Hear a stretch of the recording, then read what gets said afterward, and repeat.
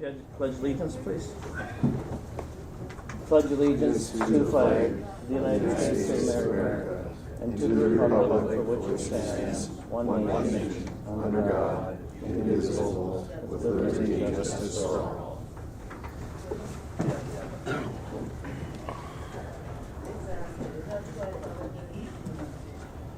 Well, we'll start off the KDA meeting agenda. Need approval for the agenda. We have one deletion and one addition. Deletion will be under the new business golf course research and market study. That's going to be deleted. The addition is a considered Chamber of Commerce request for support of the area research guide to be used by KDA. And that'll be under new business. So I need approval for July 11th, 2023 meeting minutes. Let's approve the agenda. We get a motion by... I'll move to approve the agenda. I'll second it. Second by Shogun. Or second by Roach.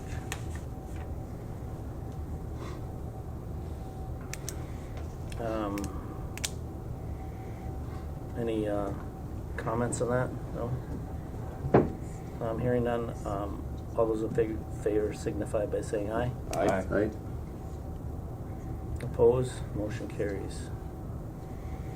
Financial business. Can we approve of both of them? July through September paid invoice vendor.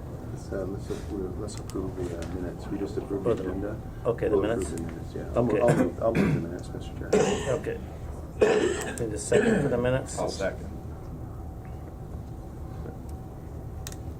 We have a second. All those in favor signify by saying aye. Aye. Opposed? Motion carries.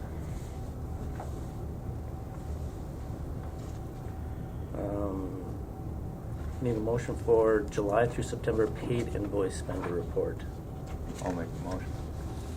Okay, first, I'll second it. second by Roach.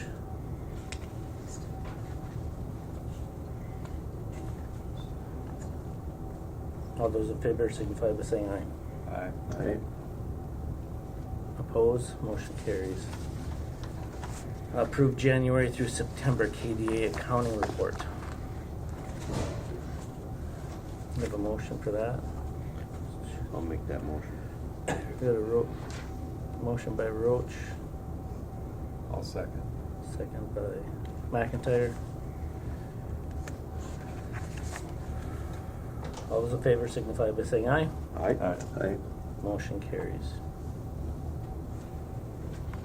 Under new business, we got the request for consider Chamber of Commerce request for support for the area research guide to be used by KDA. Yep, go ahead.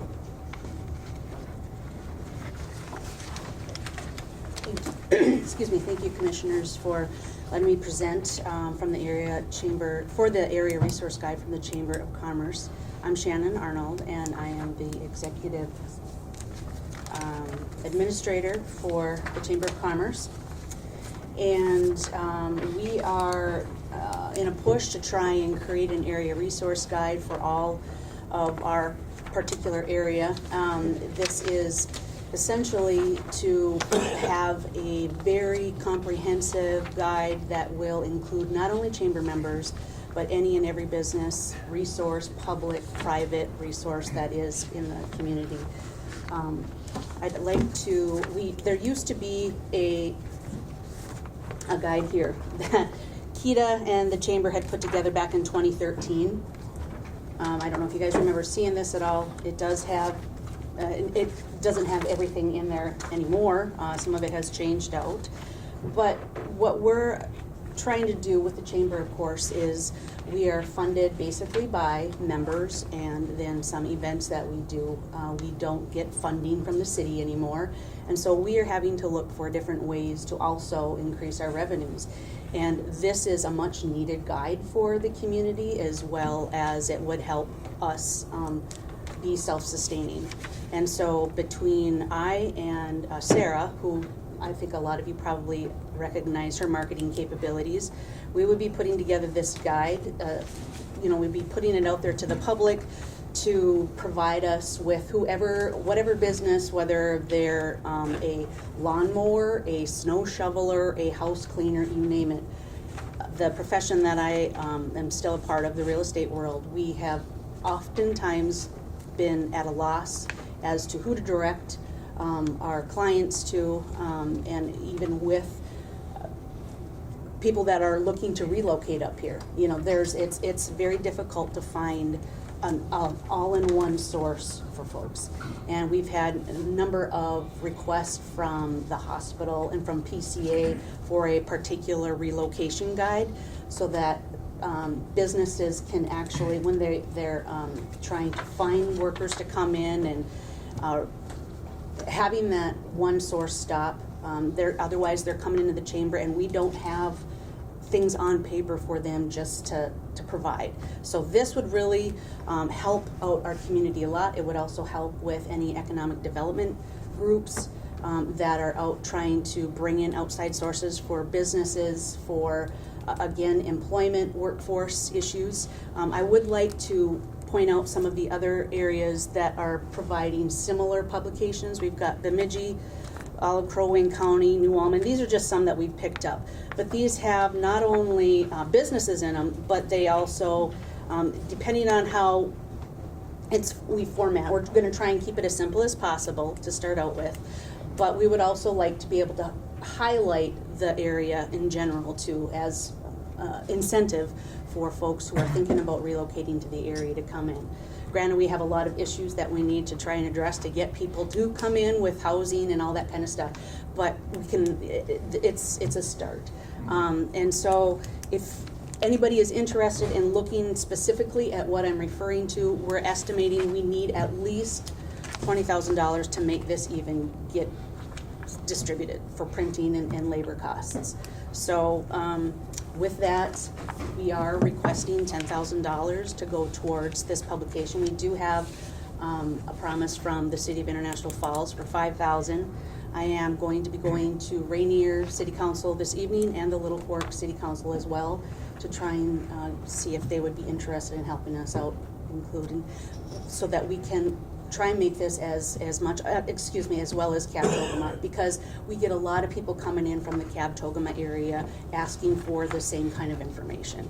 So, and we do have the Cab Togama Area Association as a member of the chamber, and so they are oftentimes asking as well for, if surprisingly a lot of people that come to our area to vacation, they're interested in moving here as well. So this is just a nice publication for everybody to have that one source. I know there's some other stuff that I would like to mention as well that I can't off the top of my head, but we just all have, we've had this here. It hasn't been printed in a long time. It's severely outdated. So yeah, it's just a much needed resource, we feel, for everybody, and also it would assist the chamber in moving forward as well. Is this countywide then? This is a countywide publication? We are not looking at including North Home on this because we don't get, a lot of the people that come up here, they're coming up for also the recreation aspect of it. And so no, or the relocation, we get people from PCA, from, and the hospital especially. It's information that would impact people relocating to this area. But Cab Togama, actually, with the right area, they happen to be part of that kind of circle. So yes, it would just be northern Cooch County and then the Ray and Cab Togama area. Okay. Any questions for me? I don't. Is this an annual event or semi-annual? We would probably want to try and do a minor update annually, but it wouldn't take the initial, because the initial preparation of it is what is going to take the most amount of funds, and then after that it's just going to be updating and then the reprint cost. And how many do you anticipate on printing? Right now we're looking at about 500 to 7,500. So.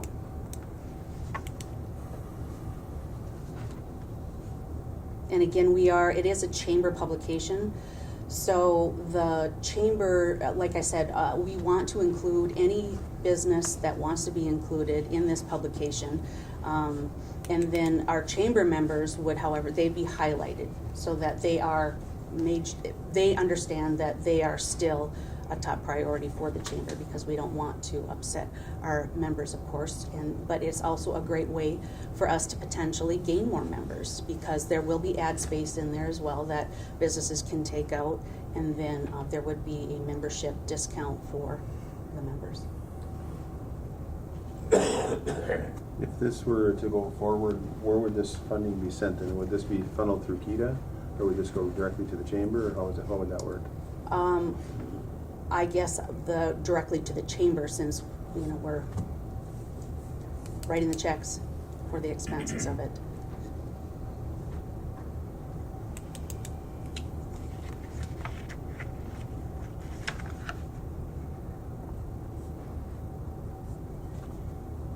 And once again, too, as I'm thinking through, we have a lot of, in northern Minnesota, the Birchdale community, the churches, these are all of the different organizations that we would want to be in this publication with. They would all, how we categorize them, it will be so that you can find things alphabetically. It will be town-wise. So there's different ways that we would probably, different design ways that we're just looking at handling it. But You have an online presence too, a little bit? yes, and as a matter of fact, it'll be digital. And then I don't know if you guys have seen what the CVB has done, we would do the same thing. There are QR codes that get laminated and put in every hotel room in the fall and throughout the area as well. And so then, yes, it can be found digitally.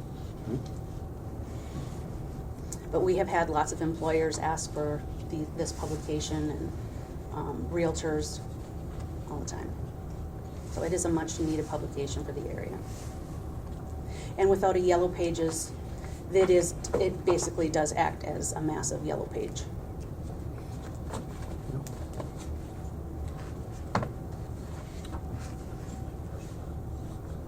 Well, what are the wishes of the board? For $10,000 was the request? Correct. And where would we have that funding? Everywhere?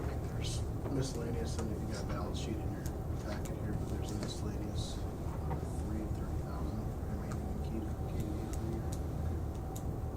Right? So that's what we're thinking of for cost of. We're pretty well done. We're pretty well done with We're done with the project.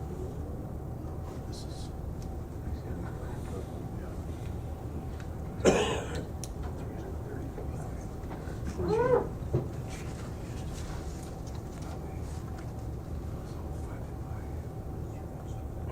Do we have the funding? Yeah, we have, there's some budget reserves there from a project that was, so I call it overfunded, which didn't get, so all the funding didn't get used, so there is some funds available to do that, so. To the tune, there's only 30,000, Adam? The balance, yeah. So the city gave you guys 5,000 already? Yes. Right, okay. And for the city, it's for them to take out their ad space is what they're looking at. So that they're not funding the project as a whole, they're going to be taking out ad space for $5,000.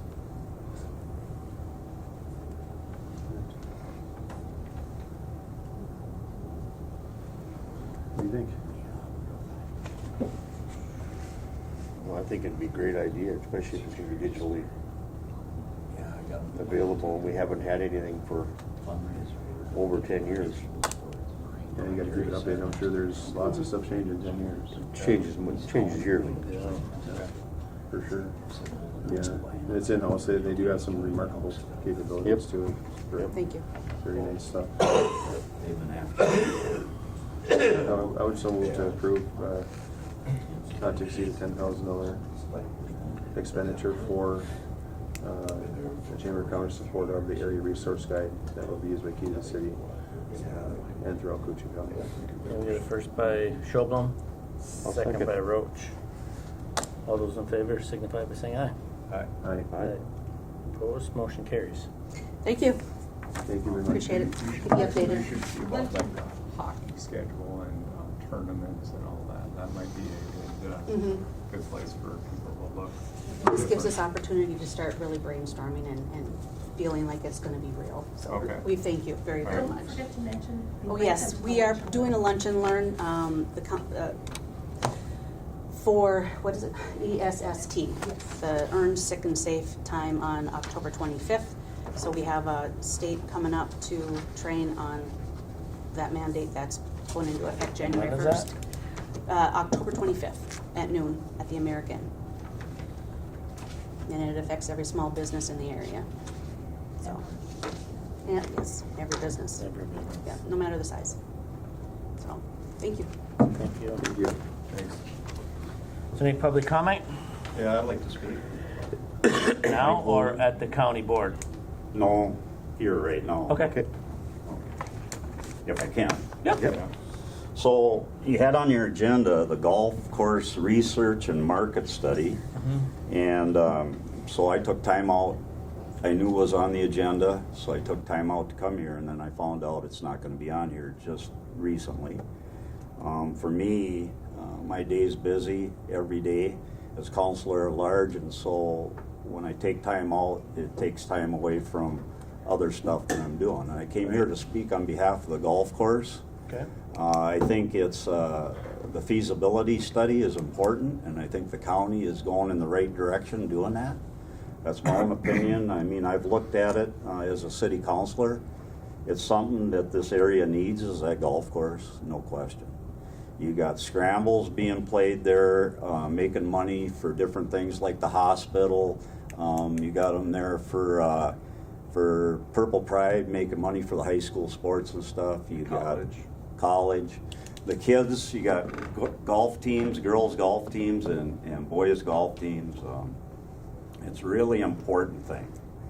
Now, we had a year here that we weren't in operation with that golf course. So you got weeds growing up.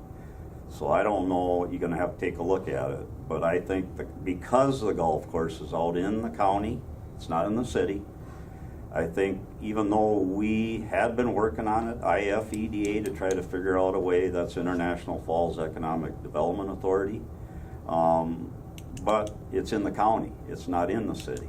So with you guys, I think it is important to look at a feasibility study on it. We gotta have partners, excuse me, Mr. Chair. Well, We have to have partners for stuff like this. That's fine. And Jason, I we really, can. I really think that, the partnership is extremely important, especially with community partnerships, especially with municipal, you talk about a municipal golf course. Nobody wants to own it. Obviously, I don't think a county wants to buy and own a municipal golf course. But I think it's a huge amenity to our area to also have it. But at the same time, if we don't have community support from said cities within the county, then it's really a no-starter for Well, me. So, just to let you know, we did have support Yeah. for the city. well, sport's one thing, and Just that monetary the and owner financial turned us contributions down. are another thing Okay, too. the owner turned us down. Yeah. And so the city is, I can tell you this, there's some on there that are interested in this going through. To lose that golf course would be just a tragedy. I couldn't agree more. Yep. And you got people that do more than just fishing up here. Fishing's important, Yep. but they want to do stuff like golfing too. So, I mean, I can talk all day long. That's me. You know me, Jason. So I think it's Yeah. important. And if you guys will do that, I'd really appreciate it. And I'll back you guys as counselor at large. I'll back you all the way. How's that? Well, I think moving forward, we have, this is extremely early on in any kind of conversation. And obviously the owner is the owner's wishes are gonna be met and granted, I think. I think that's the right thing to do. I don't think the public is where these things are gonna get decided necessarily all at once. I think we have to have conversations there, see what partnerships that we can come in with, if any.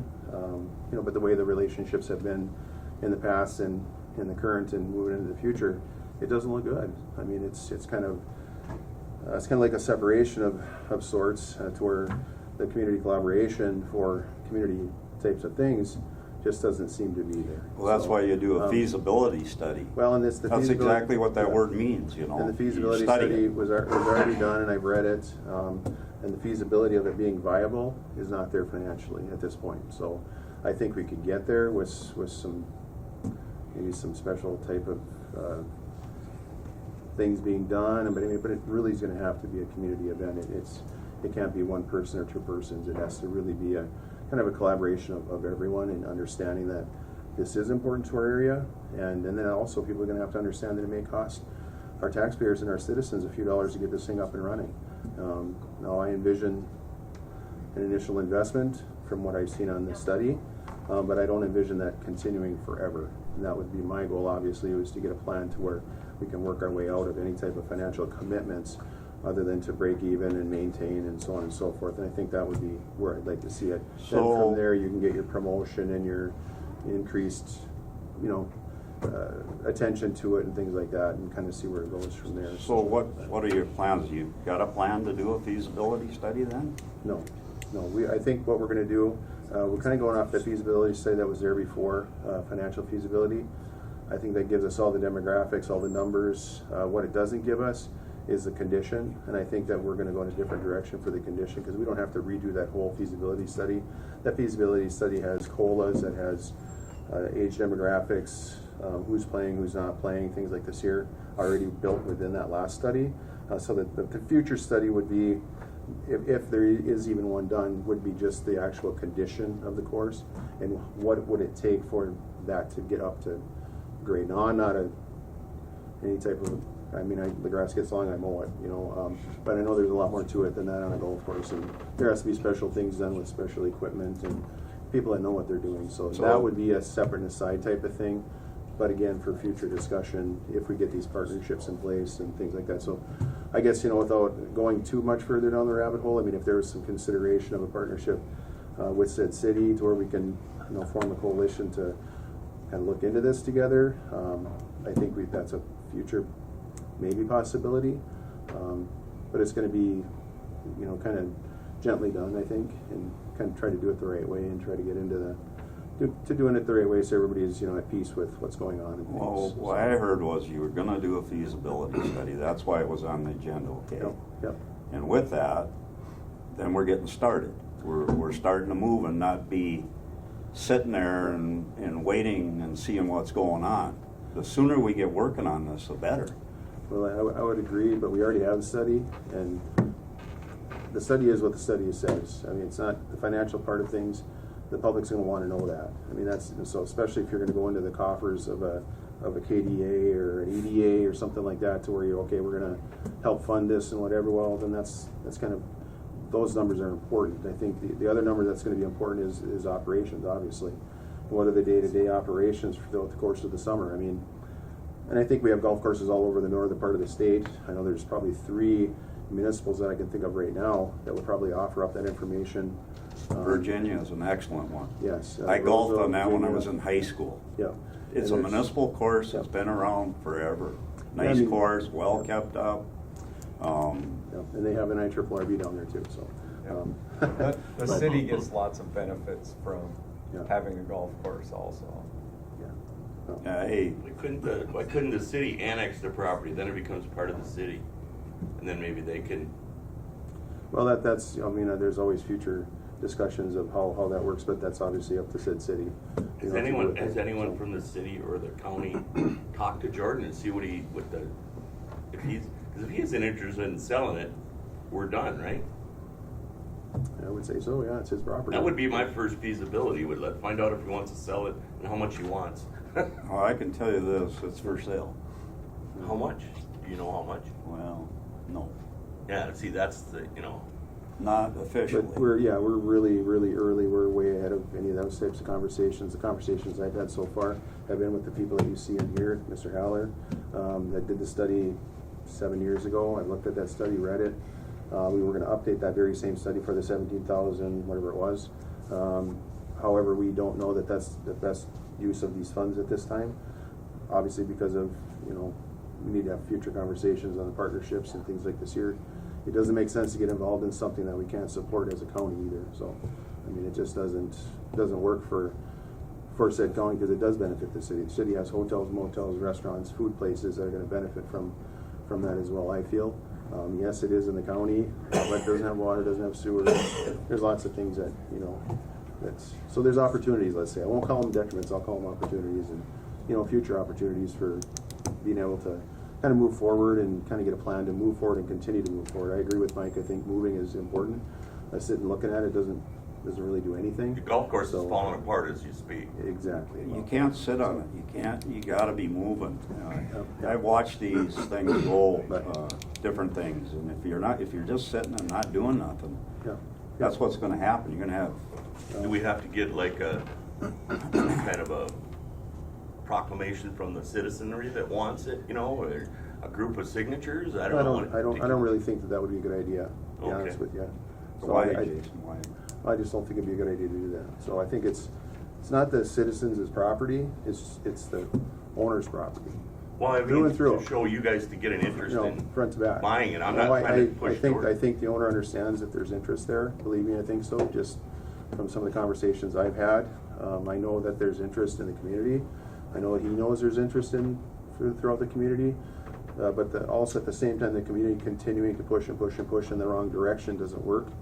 So I think we have to go in a different direction perhaps and look at different avenues, again, with cooperation, collaboration, things like this here, because it won't work if I stick my neck out there and 2 out of 4 or 3 out of 2, and 51% of the community says it's a good idea, and the other 49% say, "What are you doing?" And that's nonsensical. What are you doing? Well, we have to look at it as a community asset too, and a benefit to the people that are going to visit here and the people that do live here.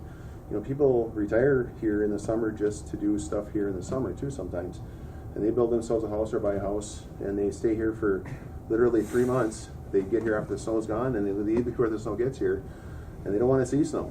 But they'll come here, they'll spend money, they'll golf, they'll fish, they'll buy groceries, and they'll literally empty their house and leave. We got a couple hundred of them that do that every single year within the city limits of International Well, Falls. I'm a permanent resident, and Yeah. if the golf course stays closed, I won't be a permanent resident anymore. I'll go somewhere else. Well, I mean, and just- that's yeah, it. That's the That's amenity. the other thing. Well, that's the amenity of what the opportunity is. So when it goes out into the public, this is what we're losing. We're not Yeah. just losing the opportunity for me to go golfing. We're losing the opportunity for everybody to do this, Yeah. and to have it as be a staple, whether you're a golfer or not. Now, I'm not a good golfer, and I know neither. people that don't do it at all. That think, what are you doing this for? But it's kind of like any other amenity that you may have in a community, like a well-rounded community. You have community centers, you have parks, you have golf courses, you have beaches, you have things like this here. We have a lot of those amenities because of said city and said county. Yeah. That's how these things get done. Like boat ramps and docks and things like this here. So airports, lots of stuff. So I'm gonna talk a little bit again. Yeah, go ahead, Mike. For 25 years, I worked on Little League here. One of the best programs that ever came through, okay? You can't sit on this stuff. We had 800, 900 kids in our Little League program, and I used to run that for a long time. I don't sit and watch the clouds go by. This is something this town needs. This is a tragedy if we can't figure out a way to keep that golf course. And that's why I'd like to see a feasibility study. I'd like to see us working on it, city, county, together till we figure it out.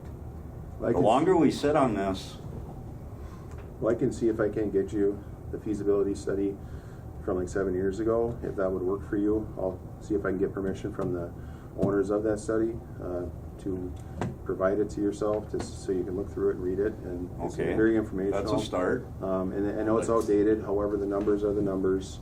The numbers really haven't changed that much. I can't believe the demographics haven't changed that much. I don't believe. Well, you're gonna have So, some changes. You're going to have some changes. 7 That's- years, I mean, absolutely. Yeah. And well, once there's a possibility of getting closer to a solution, then there can be some more discussion about updating those types of things. And maybe it doesn't need to be updated. I think everybody knows where we're at with it. From what I've read, I'm comfortable with what I see.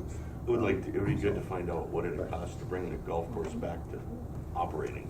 Right. Exactly. You don't have some idea how much you have to invest. There's getting into this a little bit. There's companies all over the United States that do just that very same thing. They know exactly how much it costs to run an 18-hole golf course with X amount of people, X amount of members in a community of 12,000 people. So, and they can pop those numbers up and say, okay, you're going to lose $20 on every 18 holes that you play. Maybe that's what the number is. I mean, if that's the number, then of course, again, there either has to be some mitigation how you get that number to not be No. $20, or you have to accept that. A lot of that as depends being- on, so, I think a lot of it depends on the management, how the course is run and it's- what it offers. Well, it's a. It has to offer a good product, and that's, Well, it's gotta be a very robust, I think, a very robust, marketing program Yep. for it, and I think there needs to be some positive, mentions in the community about all this stuff too. Because, being negative about certain things never works, and negative I'm kind not of being begets negative. negative. I No, just- no, I I'm not just saying wanna you get are. him. I'm just saying that it's. If you don't wanna sell it out, like I said, I'll go somewhere. No, I didn't mean it like that. I just mean, when these things start out, I mean, I know people are gonna be against donating anything towards this at all, I'm sure, and wonder why. But it's the same on the flip side of it, as part of I wouldn't even call it economic development, but it's part of being a community. It's, to a certain extent, important to a community. I Oh, mean, it's a great resource. lots of little communities have golf courses. I mean, you drive all great over the meeting northern part of the place. state, Black Duck. I mean, they're tiny little communities, and they have very nice municipal. All the- golf We- courses. With Boise, all the people going out there that, when they brought, you have a vendor come up that's trying to, and they take people out golfing. It's like taking people out fishing, Right, It, yeah. now they only have one choice now. I'll give the Right, county yeah. commissioners one more spiel, how important it is, okay? I belong to a committee called Purple Pride, and we raise money for high school sports and speech and academics and all that, okay? And the scramble we do every year up until now, this last one we had $20,000 out there at the golf course. Huge. So the things that the school district can't buy, Purple Pride picks up the tab on when the coaches, they need a new swimming or a diving board for the swimming pool that the school can't afford. We pay for that. And it's done through things like the scramble at the golf course. I could talk all day about how good that golf course is. Yeah. We need that. So I want my county commissioners to know that. Oh, yeah. That'd be a tragedy to lose it. I donate every year to Purple Pride, and I I've know been you at do, the, Adam, I've I been know. on the, Yep. I got been it. in the scrambles and. So think about all it. that. Think about how Yeah. important it is. Yeah. Yes. It'd be a tragedy to lose it. Okay? Yes, thank you. Yep, thank you. Yeah. Thanks. Yeah. I thought you'd have coffee and rules. No. Next time. Yes. Yeah. All right. Any more public comment? I need a motion to adjourn. I'll make the motion. I'll second. Motion by Roach, second by McIntyre. Meeting's adjourned. Aye. All in favor signify by saying aye. Aye. Opposed, motion carries. All right. Thank you, Commissioner Hill. I'll move on to a regular county board business for Tuesday, October 10th, 2023. First item up for business is to approve the proposed agenda with additions and/or deletions. I don't believe we have either today on our main county board agenda, so our chair would accept the motion to approve the proposed agenda as it is. I'll make the motion. Thank you, Commissioner McIntyre. I'll second it. Thank you, Commissioner Roach. Any discussion on the agenda? Hearing none, I'll call the question. All those in favor signify by saying aye. Aye.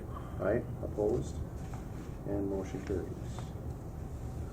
Next up is to approve the minutes from the September 26, 2023 regular meeting. I'll make the motion.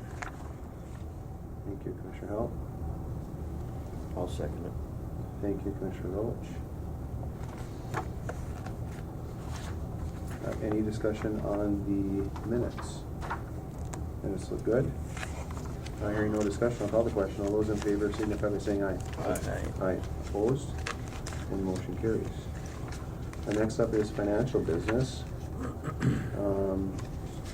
I guess Chair would accept a motion to approve items A, B, C, and D, which are September summarized payment list, September payroll and ACH vendor payments, courthouse claims, and highway claims. I'll make the motion. Thank you, Commissioner McIntyre. I'll second. Thank you, Commissioner Howell. Any discussion on the bills and claims? Hearing none, I'll call the question. All those in favor signify by saying aye. Aye. Aye. Opposed? And motion carries. Thank you. Next up is to set a 2024 county board salary. Yeah. Get to it, see what we're even looking at here.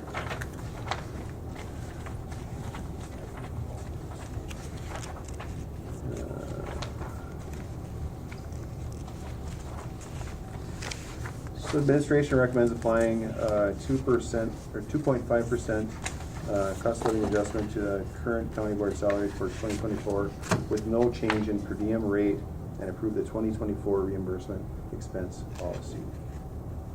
And, Mary, have anything to do with that or nothing? Okay.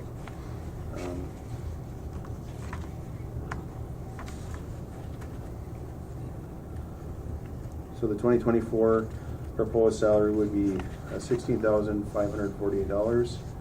2024 proposed per diem, meeting per diem, is $125 per day.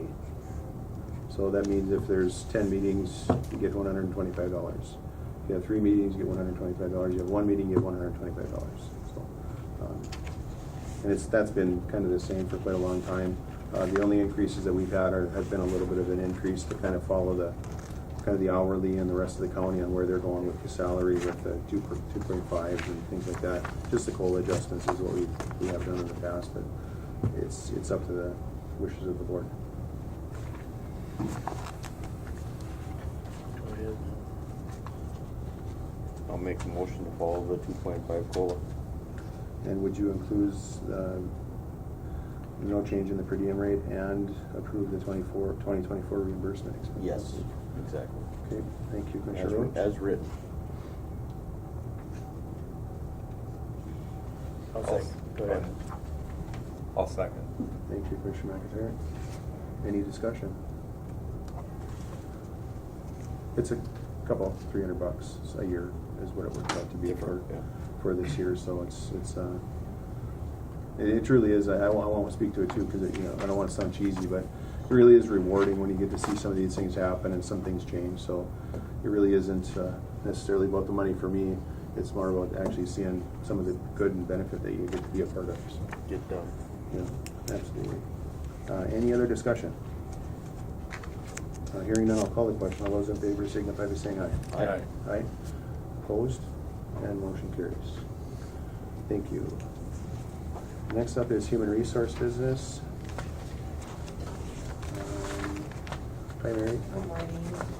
And you have a notice of temp hire? Yes. It's a temp hire for the jail cook as a substitute for a short duration. Couple weeks, hopefully. Oh, okay. All right. I know, I hear that it smells pretty good throughout the building on cook days, so. Yeah, most things. Yeah. Can't complain, makes me hungry, but. Right. And that's just a notice. Yep, just a notice. And next is another notice. Yes, notice of hire for the full-time assessor clerk. Jennifer Erickson was accepted the position, and her official start date is October 16th. Forward. Monday or Tuesday. Next Monday. Next week. Yeah. Okay. Excellent. Welcome to Jennifer. And next up you have a employment separation of Actually, someone in the room.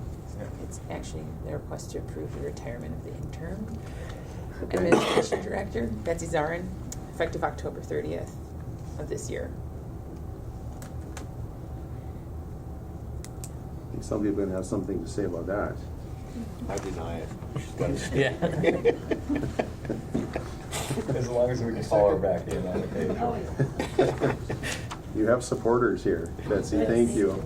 Really, really thank you too from, all the stuff that you and this group has been through the last couple of years and even 3 years, really. It's been kind of a roller coaster ride with all this stuff, all the turnover, sometimes quickly, sometimes normally, and then with the floods and all the stuff that has to go on, and plus all the regular stuff that still has to happen every day. You go to jail. Yeah, not only that, right? So, really, really appreciate you sticking and hanging in there. And I know it wasn't easy, but you made it look easy. I always say that, but I know it wasn't easy when you're there at 5:30, kind of ready to pull your hair out. Yeah. So, we appreciate you really stepping in and taking charge, and I know I've heard nothing but good things all around, so. Stop now, you're gonna make me cry. Well, no, I do appreciate it, I really do. It's been a pleasure. it's awesome. I hope you, wish you the best. Thank you. And whatever you're doing, and the phone may ring, I heard, so Yeah. from time to time, when you're in between vacations maybe or whatever, so. Not in Grand Rapids or Texas, I'll come right in. Hey, there's Zoom. I'm letting you know. That's right. Yeah, that's- Yeah, thank you very much. Thank you. So it requests for a motion on that one, please. Okay, If I could I'll convince make a you. motion. thank you, Commissioner Roach. I'll second. Thank you, Commissioner McIntyre. Any further discussion? Hearing none, I'll call the question. All those in favor signify by saying aye. Aye. Aye. Opposed? And motion carries. Thank you. That's all I have. All right, thank you Thank very you. much. Thank you. Thank you. All right, Jeff, and we have just an amendment to the 2023 9-05 motion to include county attorney in addition to the board chair to be authorized to execute this agreement and any amendments on behalf of Koochiching County. And this was from the September 5th, 2023 regular meeting. I know we're going to probably work on including all these types of language barriers in all our motions in the future, I'm sure. So just a formality to approve the signature I'll make the motion.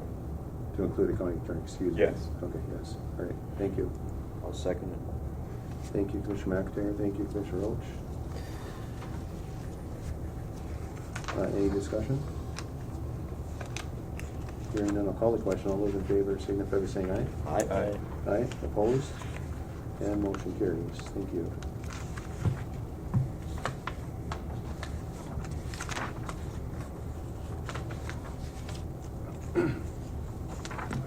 And this stemmed from personnel, so I'll let a person of that personnel speak to this. Maybe Adam could go over a little bit if you wouldn't sure.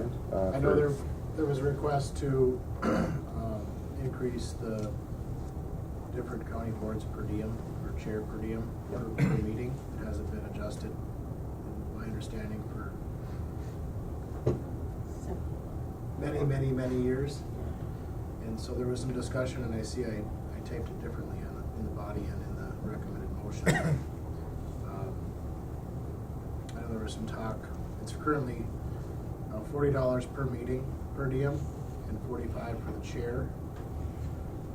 There was talk of moving it to between 65 and 70 for the committee members, and then either 70 or 75 for the chairs. I know there was a little bit of a variance in how people thought, but it's really up to the board and what they'd like to do there.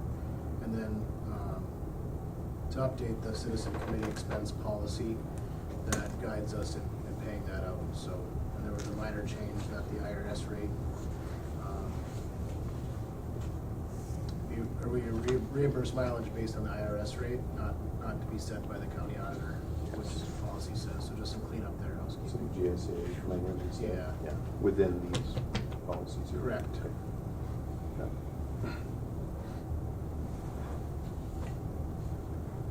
So we entertain a motion for the 65 or 70 for committee members, or 70 or 75 for chairs per meeting. I'll make the motion. So we do 65 65? For the members. for the members, and 70 for the chair.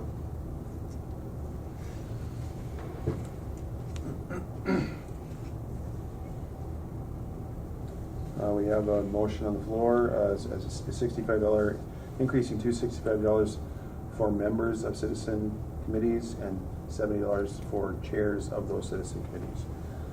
We'd be looking for a second on that. And to And update the policy. excuse me, and to update the policy. I'll second. Policy. Thank you, Commissioner Hell. Any discussion? Well, I should certainly thank these committees for doing all they do. It's sometimes pretty thankless. You have a room full of, yeah, emotional type, certain things at certain times, and they have to take time out of their day as well to go on. There's many other committees just than the ones that some of us sit on. So, but yeah, there's certainly an important part about this, how this all rolls together too. So certainly appreciate them stepping up. Any other discussion on the increase and the policy change? Hearing none, I'll call the question. All those in favor signify by saying aye. Aye. Aye. Opposed? And motion carries. Thank you. All right, next up is, Mr. Chair, yes, go ahead. was that effective beginning of 2024, or when is that occurring? Excuse me, that would be effective 1/1 of 2024, yes. Thank you. You're welcome.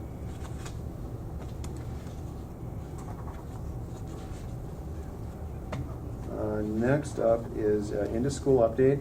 I'm going to understand that Robin was unable to be here, but we have some other spokespeople. You certainly can come on up, grab a chair, bring a chair with you if you want. Or you can see where you're at too, it doesn't matter. I'll sit where I'm at. Okay. I'm up here already. Well, thank you for your time, first off.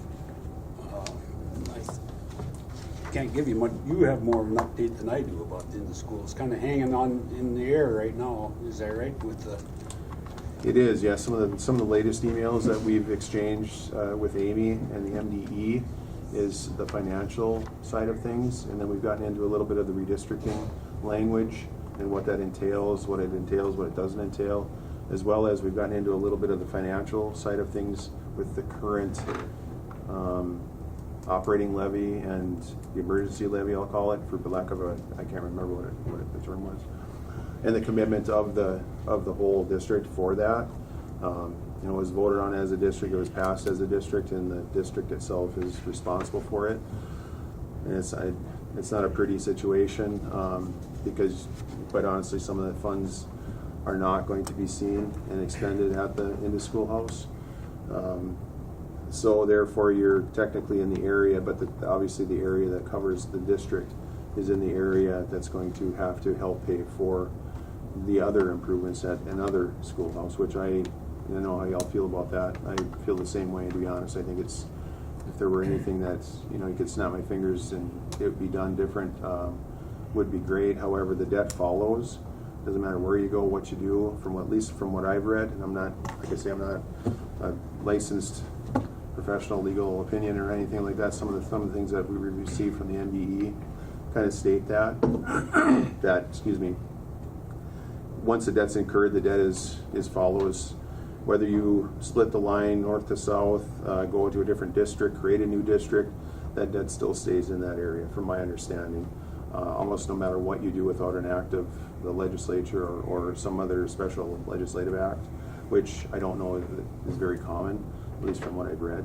But I am not privy to everything that's happened over the years either, so there could be lots of stuff that can happen, it can't happen. I know we have some rurality issues up there, just with the rural location. I think that was been mentioned by probably maybe your group and the ICE committee, which I'm not a part of, but if you want to speak to that, surely go ahead. Well, I don't have a lot to say other than that I would like to get an opinion from the county attorney on that. That's what was suggested anyway. We shouldn't have to pay for school down in North Hope up here. I would like to see the money, our tax money, go with the students that are here. It just doesn't make sense. I would agree with you 100%. And if there's a way around it, that'd be great. I don't know that there is or isn't, to be honest. From what I've read so far, there is not. Just because it's within the district. And even removing yourselves from the district or separating yourselves to another district, redistricting, the debt would still follow, at least a portion of the debt. Now, it wouldn't be the whole debt, but it would be a portion of whatever the tax, I don't know what you want to call it, the tax base of that area would be, I think is how it kind of works out. So, well, would the funds they already have be available to come to this? Well, that's another question separate and aside, I think. That would be more of a question. A portion of it? Well, yeah, because that area still is part of that school district. So that school district, you still have a voice, you still have a say, you still have a vote, you still have things that you can request and try to get done through that board. So yeah, I mean, there's an opportunity to do that through the citizens and through what you might want there to say, hey, okay, we're part of this district, this is what we'd like to see. You know, maybe a different approach is that. I don't know what the plan is exactly, but that is still a possibility because you are still part of that district. And that is, you still have a say-so, at least a voice of a say-so. You might not have the vote, perhaps, but you have a say-so because you are part of that school district. And that is, you know, they can't take that away from you. Your voice of you know, desiring to whatever, whether it be funding or whether it be some request that this ICE committee has, perhaps, or some direction. That's always a possibility and always available for you guys to do too. So, Will the county attorney look into it for us? well, he's right here. I don't know. I've never met you. Put him on the spot. Jeff He knew you were going to be here, evidently, or he didn't know you were going to be here. So, but he's here, so I mean, I'll let him speak if he wants to look into it, or if some of this stuff.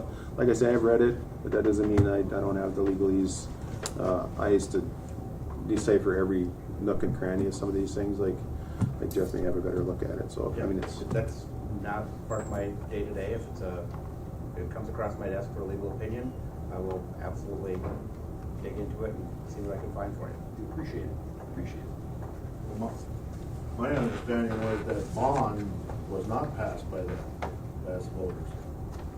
That the superintendent went to the state and got health and safety money bond. yes, $3 million bond, yes, and a portion of that was supposed to be spent on the end of this building yes. and the ground, and it's not being spent there. You're correct. We asked that question at a meeting with the Department of Education and with Representative, I think, or Senator Hochschild was there at that one, I believe. And we asked that very question: what happens to the funds that don't get expended for said projects that don't get done? That doesn't mean that they couldn't get done. Even if it's closed, they can say, you know what, hey, we want to keep the roof good because we want to market the school or whatever it might be.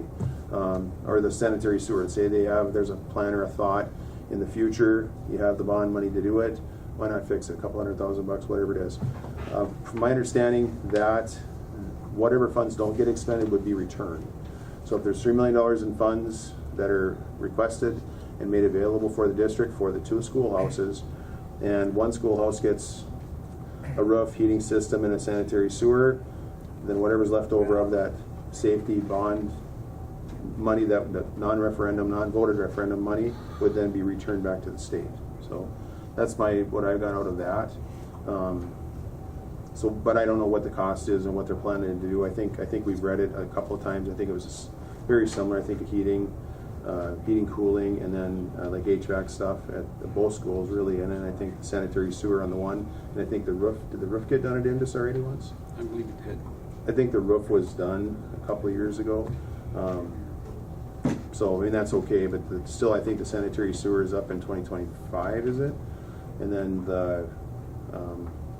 like the HVAC stuff, I think that's probably preventative maintenance or something, because it's probably 40 years old or whatever it is. Mm-hmm. So Yes. I'm sure they're looking at updating it and upgrading it, or at least we're planning to. So, but that's how I read that, at least, and that's what was explained to us in that meeting, that debt would be returned, or that monies would be returned to the state, and they don't just get to keep it for indefinitely and whatever. But the project cost, whatever the project cost would be, it would be expended on the project costs that they do through what they've approved already. So that's whatever it has been approved to do at North Home, that's what they'll do. And if it's whatever the cost, if it's $500,000 for a heating cooling system, then I would assume that $500,000 would come out of that. And then same thing with the sanitary sewer. If there's an issue there, same thing, I would imagine. Maybe another $500,000. I don't know the exact cost of all these, but then whatever would be left would be returned. So at least that's the way it's supposed to work. So, but So who has the power to draw the district lines, the school district lines? The governor, I believe the governor of the state of Minnesota, and or an act of the legislature of the state of Minnesota. of the actual legislative body of the state of Minnesota. So I think the governor has the actual power to draw the line. I think that the way I understood that, the step below that would be the legislator would do that, the legislation would do that. And usually when those happens, reading into it a little bit, usually when those lines get redrawn, there's usually local collaboration, communication within school districts, because things change. School districts get absorbed, they maybe keep their name, number, but they go to a different district altogether. I think Iron Range has 5 schools in one district, like 2163. So they're all encompassing. They have separate schoolhouses again. So, I mean, I don't know how that's actually working down there, but I know they have several schools under one district number. Not indifferent to here, except we don't call it that. We just call it open enrollment. So we just have people going from here to Little Fork or vice versa, or Indus to the Falls or whatever it may be. So that's kind of how I read that, at least on that side of things. And we do have, I know I just had some email communications and a conversation with Amy here middle of last week or so, or actually Saturday, I should say, not middle of. We had planned to talk to Saturday before, never got to talk, but we did speak again, and then she has resent the information that the county had gathered about the north-south sparsity aid line, the tax amounts, I guess, for all the property on the north and the south of that sparsity line. All that stuff was sent before to the state. It got resent again on Saturday or Sunday of this weekend. So, and then we're hoping to have a meeting again with MDE, with some of the people that are representative of their departments and stuff. So we had a good conversation, and we had a lot of questions asked about a lot of the things that we had vetted at our meeting out there at the hall, about all the scholarships, the sponsorships, things like this here. Where does all that stuff go? We haven't got specific answers on that yet, but I think they're working on it to see how it's going to get divided up or divvied up, and I think the school district and the superintendent have something to do with that too a little bit. So, but that's what I got out of that. But we are yet, I believe, going to plan to meet again, but I just don't have a date for you right now. I haven't seen anything lately here. The last correspondence we've had was, I think, probably Sunday night. There was an email from someone from the Department of Education saying that, yeah, should we set up a time and a meet, and it just hasn't happened yet. So, but really, there won't be a lot of action on it until the state government gets involved. Is that right? They're kind of involved. I mean, their representatives are involved. Their Representative Scrub and Senator Hochschild are involved in it. I think they have concerns, your very same concerns you have, of the payment of the monies to, but then of course the language states that without changing the language, without getting the legislature to change the language for that, the language is probably going to be the language, because I don't know that they're going to change it. I think what they could possibly help with is getting the redistricting potential there, if there's going to be a line drawn or a separation of districts, or maybe you're a rogue, maybe you go 3 different directions, maybe you have one. I mean, I think that's where they would come in and probably play a bigger part, perhaps, along with the other school district members from the other adjacent school districts, of course, and then cooperation from North Home School District would be important too. I mean, that's 363 has to make it a lot easier if they'd participate in those conversations. Yeah, for sure. Yeah. They haven't yet. Well, I know it's kind of mum's word. It's been tight-lipped throughout this whole process, and yeah, it's been a. What are they scared of? Well, yeah, I don't know. I really don't know. I can speculate. I know you probably have a better insight on all that stuff than I do, but I have leaves a bad taste in my mouth on how it kind of happened and went down, and they could have really had an opportunity to give your folks and kids a year to get situated, and I think that would have been understanding. But it's water under the bridge, and it's what's done is done now. And I think moving forward, and I hate to say it, but moving forward is the only direction left. I mean, yeah, we can go back and kind of pound on that door of the funding and the monies for the bond and things like that. I think that's never hurts to pay attention to that. But for moving forward for the area, then I think then it becomes the area that does what it wants to do and moves forward. And I think we'll support whatever we can support in that area. I mean, if there's something that we can do to help, any type of, we don't have a lot of power because it's a whole separate body of government. So it's kind of like your own government basically for schools. So, and then they really do have the say-so on the different things. And I know if you've looked into the curriculum things, I think you got an idea what you can and can't do, which is kind of cool.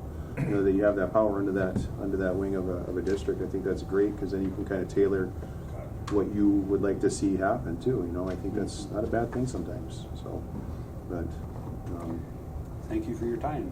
Anybody else? Well, as a taxpayer, we're not willing to pay taxes for a school down in Northville that our kids can't attend. I mean, that's like somebody living in International Falls being assessed curb and gutter for Northville and having to pay living up here. right, I don't know what the county can do, if you can do anything, but we gotta do something. I don't know that with the debt is there, the debt follows. And the debt was incurred on a vote previous to any of this stuff happening. I mean, it would really get into kind of the weeds, I think, to speculate on whether it was a planned deal or not. I don't know that would be probably the proper path to go down.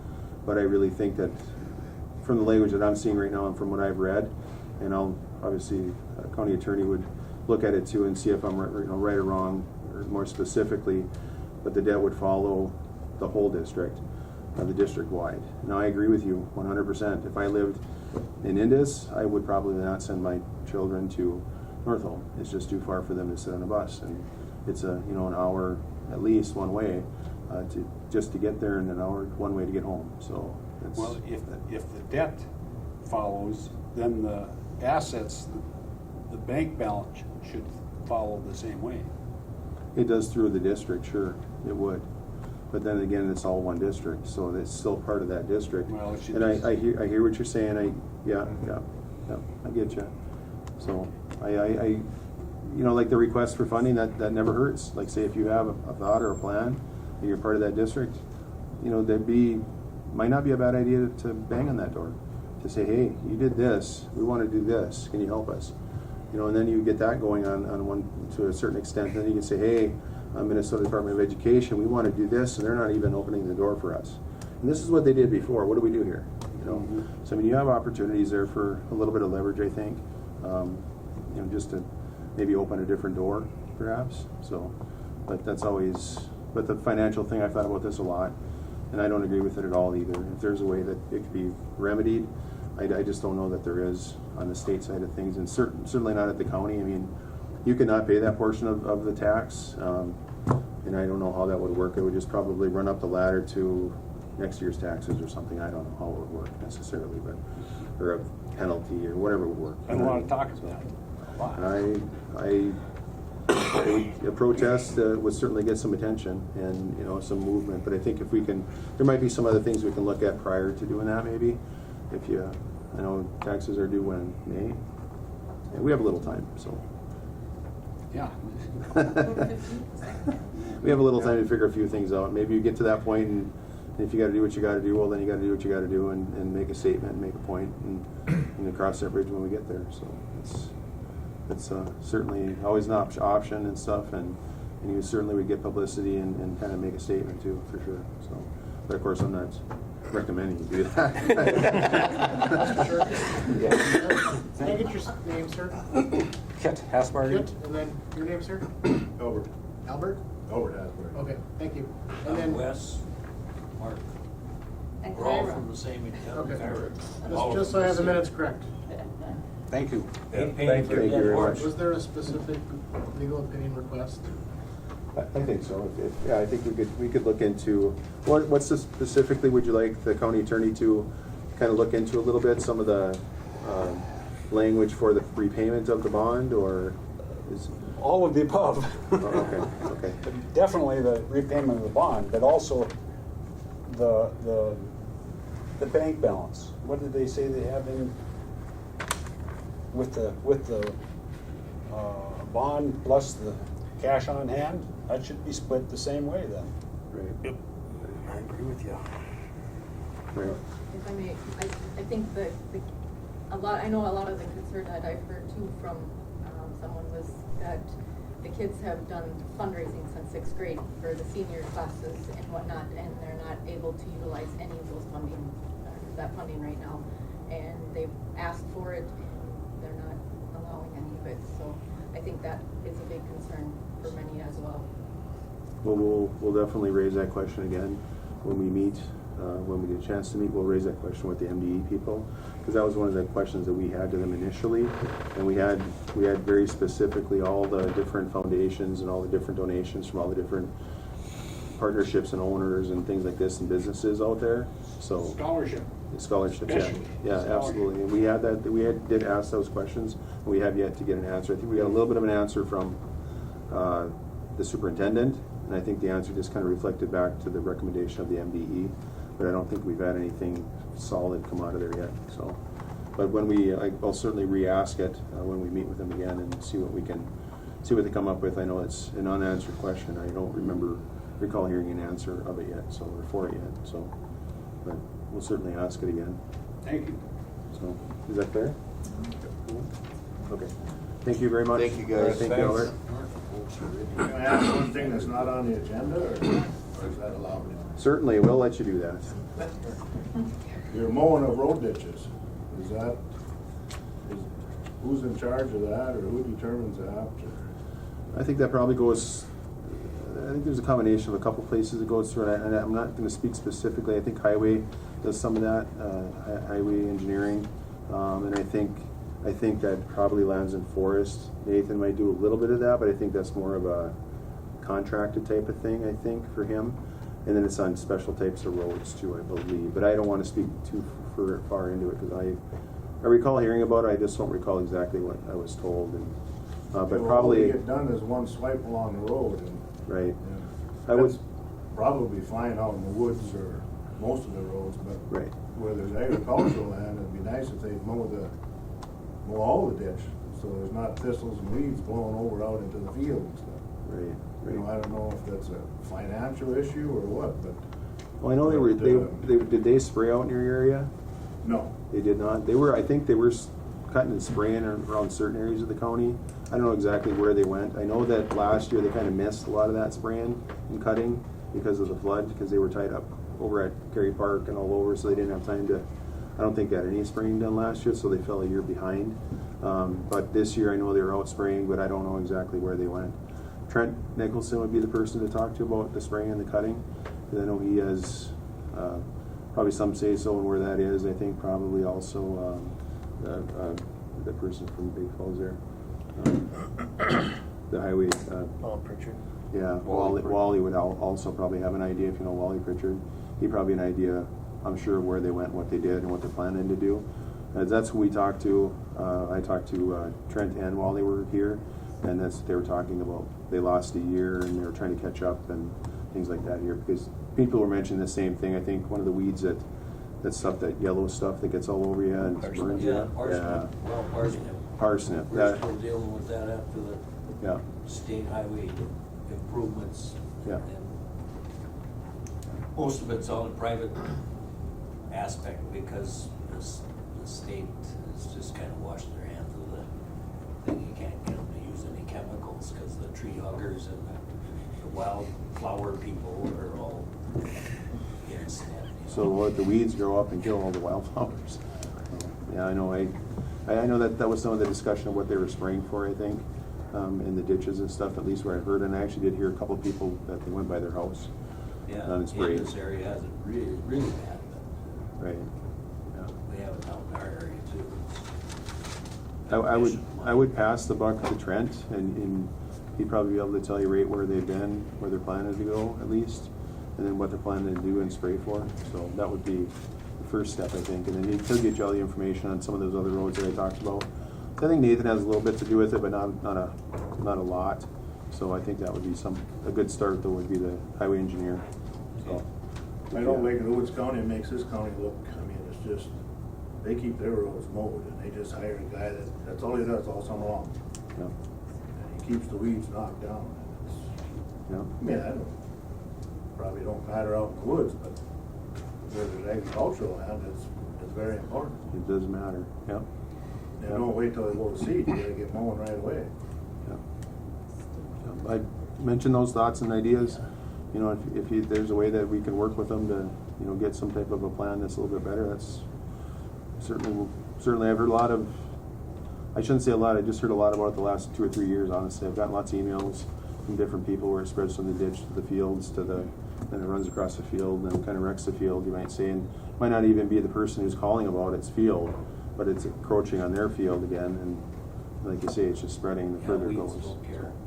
No, they don't care. So, but yeah, there's been concern about it from several people over the last few years that have mentioned it, and I know they're trying with the spraying and stuff, and it's a lot to do. I mean, it's a lot to keep up with, and then last year they lost a lot of time. They literally probably lost half their summer, honestly, with a lot of the stuff that they did to clean up the flood stuff and get started and clean up on the afterwards, and they pretty much lost the summer basically. So of work to do that they wanted to do. They just did the fires, put out the fires, and that was about it last year, I think. So, but so if you stop over there, I don't know if he's here today or not, but you can give him a call. You can swing up there and talk to him. He's over in that corner building over there on the thing, and he's happy to have visitors. So. Okay, thank you. You're welcome. Thank you much.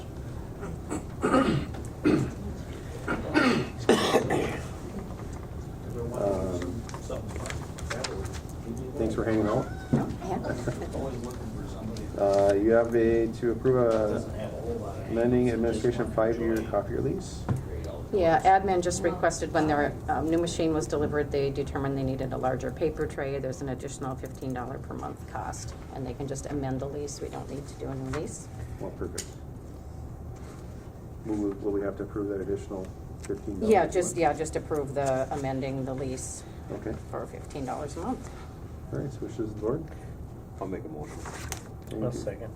Thank you, Commissioner Roach. Thank you, Commissioner Hill. And 15 per month additional for the larger tray. Any discussion or further discussion? Hearing none, I'll call the question. All those in favor signify by saying aye. Aye. Aye. Opposed? And motion carries. Thank you. Next up is to approve the addition of departmental credit card terminals for in-person electric payment options. This is something that a lot of customers, taxpayers, and also department heads have been wanting for a long time, is to bring us up into modern times to be able to accept credit cards in person at the counter. Yep. We currently just accept them for taxes online. That same company that we work with will provide the swipe terminals. There's no ongoing fee. There's just for new departments coming on, there's a $500 one-time fee that includes 2 swipe terminals and the training software, whatever we need. For my department, being we already have an account, there would be no fee to add our terminals. Each department can go on their own time, whatever fits with their process or their budget. And this is going to be compatible, like say with ESD if they want to have. Yes, that's his new software. We've already checked into that. It works. That's one of the payment processing companies that works with his new software. Okay. Lindsay's also looking into other options. She wants to maybe use some of their technology money to upgrade to do some online things too. Right. This company works with most of those types of software. Did Stacy from East Cooch give you a call as well? No. Okay. They were having some thoughts there as well about this type of a payment system and whether it Okay. would work or not, whether it was worth it. They have a small fee through a bank, I think, but they were just going to see if it was compatible. I don't know. I thought she was going to reach out, but I guess. And I did talk with Justin, and he's approved this type of plan. It will work with our system. The Point and Pay company handles all of the PCI DSS compliance, so that's not another workload on our IT department. I've talked with other counties that use this exact system, and they say it works really well. The reporting's great. It's easy to separate out between recorder's office and ESD and treasurer. It all comes on their own separate reports, separate deposits, so it looks like it's a good deal. Right now, it's not like that, is it? Or is it? Well, right now, we only have one. We can't use credit cards. Oh, okay. Yeah, and it just lists, yeah, it appears to be a very good system. That would be a lot easier, I would think, for a lot of people. A lot of to use people their come credit in card. expecting to be able to pay with a card, and they have to run over to the bank somewhere and get cash. This is true. Used to be the other way around. I know. So I'm just looking for the board to approve for the departments at their own discretion to add using Point and Pay for in-person card payment option. All right. I'll make the motion. Thank you, Commissioner McIntyre. I'll second. Thank you, Commissioner Howell. Any discussion? Sounds like a good deal. Thank you, Joan. Yeah, thank you. Thank you. Thank you. Any other discussion? I'll call the question. All those in favor signify by saying aye. Aye. Aye. Opposed? And motion carries. Thank you. And information systems, Justin, thank you. Morning, There you Commissioners. go. Hanging in there. Yes. Running over again. I don't know what's going on. All right. First item today is for Checkpoint licensing and support. When we initially purchased the Checkpoint firewalls in 2020, they came with a 3-year deal. That expires on the 18th of this month. To renew, I got a quote from Checkpoint themselves and from SHI. From Checkpoint, it was about $42,000. Through SHI, it was $30,400. So I would recommend that we go through SHI for that renewal. Unfortunately, because we had that 3-year deal with the initial purchase of the firewalls, I was not aware that this renewal was going to be coming up this year. So it is not a budgeted item, unfortunately. However,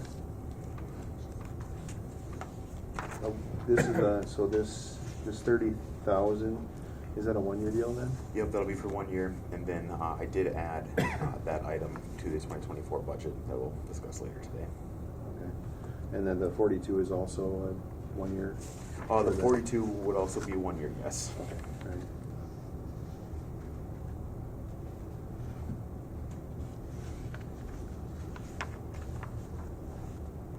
All right, wishes of the board.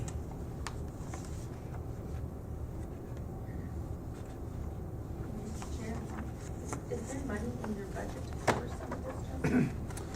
I can probably get some of it together. Getting the full cost would be difficult, though. So you're looking to the board to come up with the rest of it? Correct. Yeah, and I can get 25,000 or so, is that much of? probably, yes.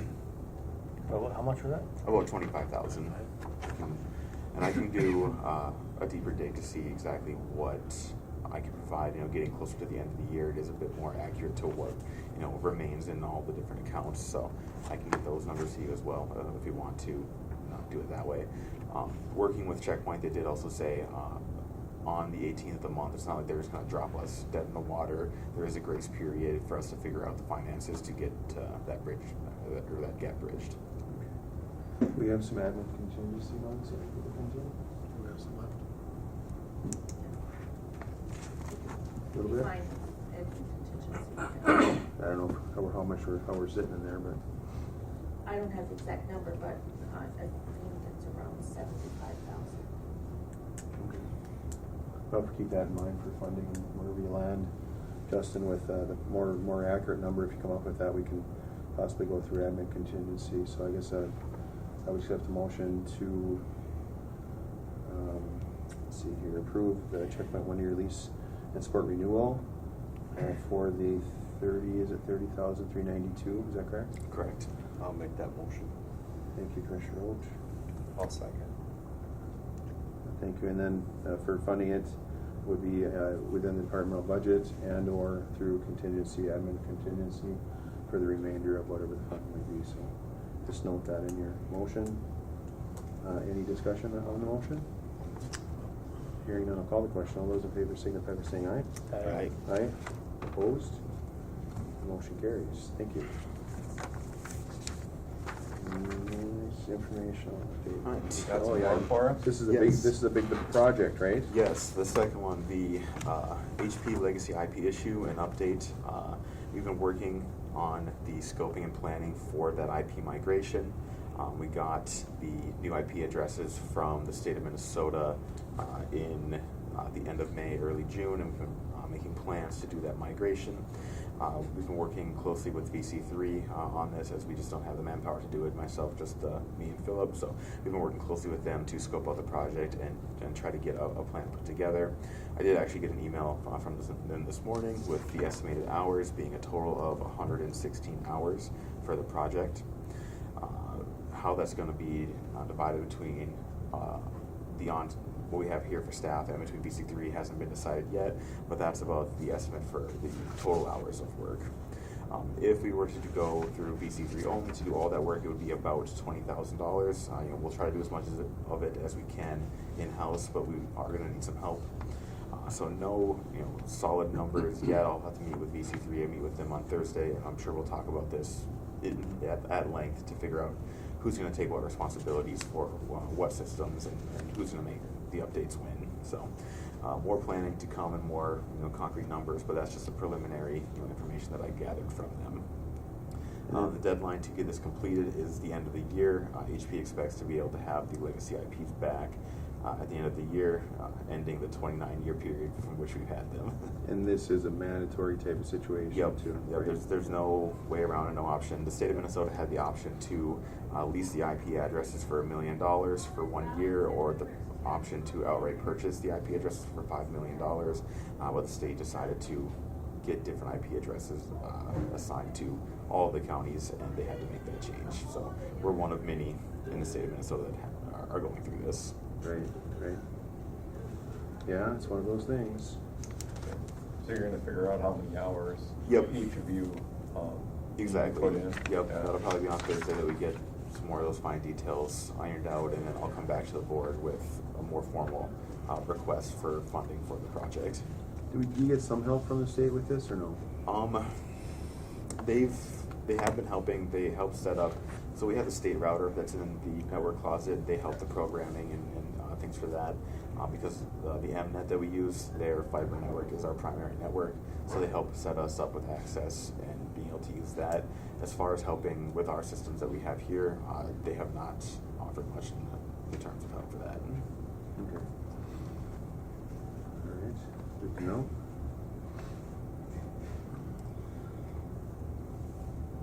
And you're pretty confident we'll get her done by the end of the year? Don't have an option. One way or the other? Okay. Yep. All right. Well, there you go. All right. Anything further, Justin? No, if there aren't any other questions, this was just an informational update. Okay. All right. Sounds good. Thank you. Thank you. Thank you.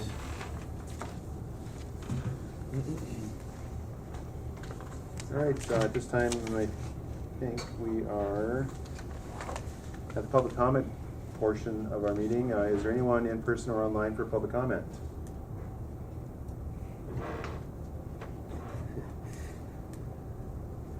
Hearing no public comments, I will ask for a motion to adjourn. Do we have any other business, Adam? All right. That being said, I would ask for a motion to adjourn. I'll make your motion. I'll second. Thank you, Commissioner Roach. Thank you, Commissioner Hell. All those in favor of adjourn, say aye. Aye. Aye. Opposed? And we are adjourned.